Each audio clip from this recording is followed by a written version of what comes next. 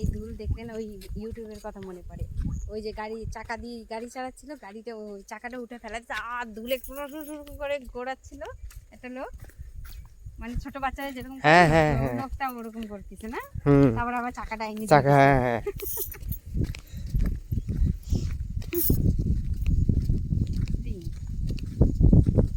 কি শান্তি না, কোনো আওয়াজ নাই, কোনো শোর সারা